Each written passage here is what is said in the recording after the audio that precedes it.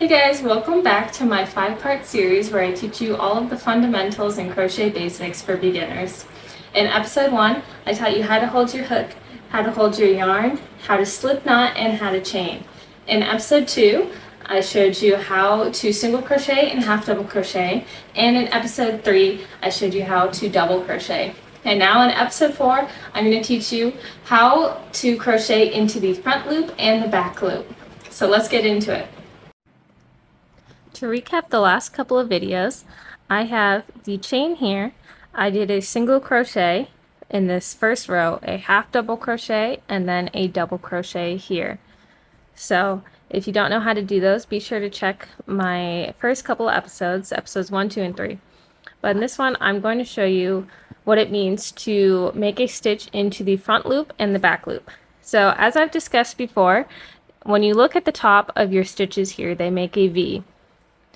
And whichever side is facing you, the one closest to you is the top loop. So those would be these ones that you can see here. But in the back loop stitches are these ones behind. So you can do any stitch that you want, single crochet, half double, or double crochet. I'm just going to do a single crochet, so I'm going to chain once and then turn. So first I'm going to single crochet into my front loops. You may see this written as front loop only, and usually it's abbreviated as FLO. So what that means is normally when we do our single crochet or any other crochet stitch, you would insert your hook into both of these loops. But this time it's going to be the front loop only. So that's this one right here. We are leaving out this back loop here. I'm going to wrap my yarn around, insert my hook, wrap it around, and bring through both.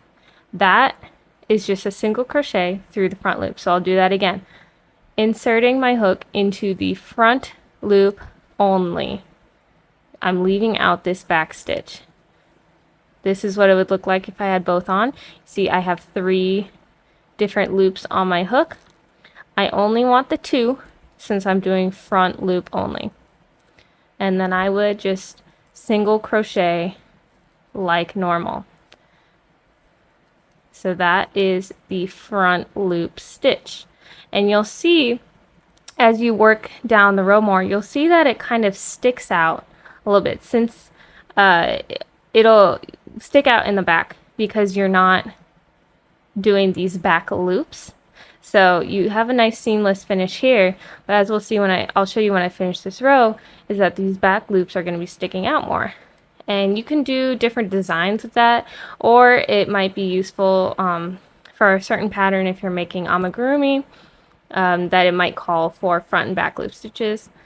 But I will finish the front loop stitches here, show you how that looks, and then I will show you how to do the back loop.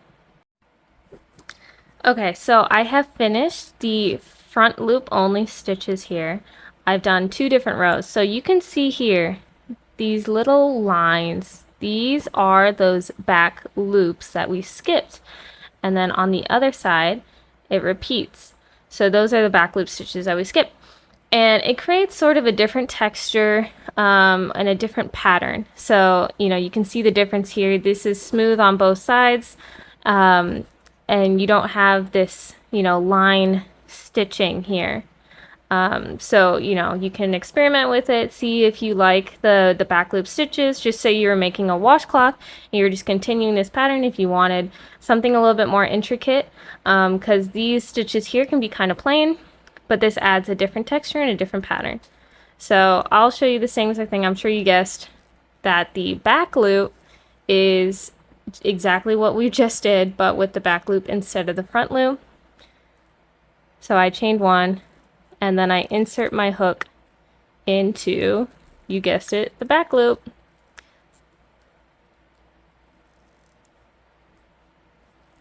And I'm just single crocheting like normal, but inserting my hook into the back loop each time.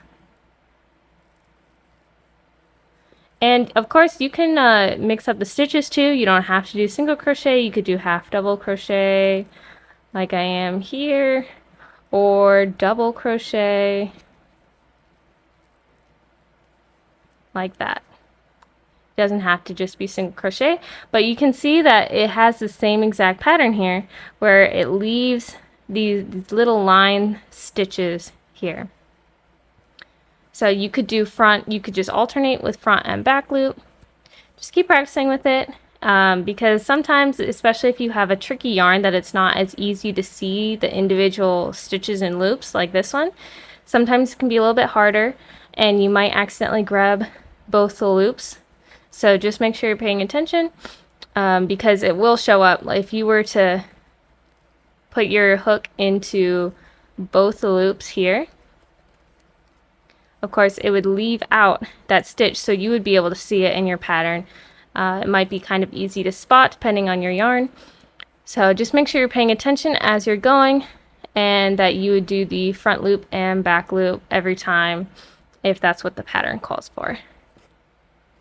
So now I'm going to talk more about how to read patterns in the next video, but I'll just touch on some things first.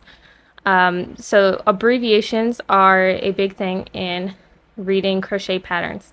So a single crochet is an SC. We already went over how to single crochet, but you would see it being abbreviated as SC, and it might have a number before or after it showing you how many single crochets to do. So if it says 2 SC, you would do 2 single crochets. If it asks for 3 HDC, that's 3 half double crochets. So you loop around first and then pull through all 3, and I would do that 3 times. And if it asks for 1 DC, that is 1 double crochet.